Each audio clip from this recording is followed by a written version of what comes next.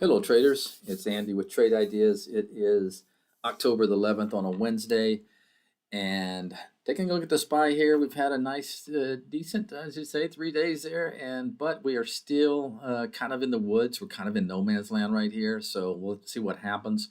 Right now we are gapping up a little bit. Looks like we might want to fill the gap here and maybe even test this 50-period moving average, so could be some more upside today, but let's take a look at some stocks setting up.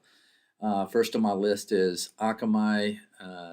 This has been on my list for a while. Had an impressive move yesterday with some decent volume, and it looks like it's gapping up again this morning. So it's probably gonna fire off my price alert. It's a big breakout. It does have a gap fill. I'm not going to pull back the chart and show you, but watching Akamai closely today.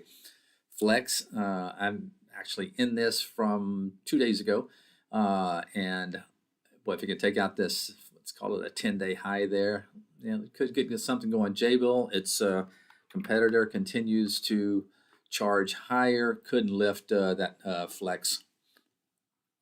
All right, CNX, I'm not crazy about playing oil stocks, kind of like gold stocks. You get those gap downs, gap ups, and stuff like this, but you can't ignore this chart. That is a huge level of resistance.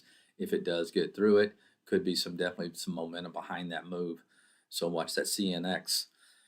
Let's see, Dropbox, another one on the list there, only because it's got very similar to that CNX. It's got a nice level of resistance that if it does get through, could have an explosive move behind the CNX. One other one real quick, got a little time here, VIPS China play.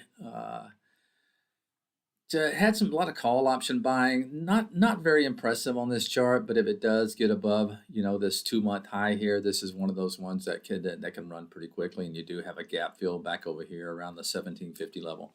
All right, that's it for today. Have a good one, and we'll talk to you tomorrow. Bye-bye.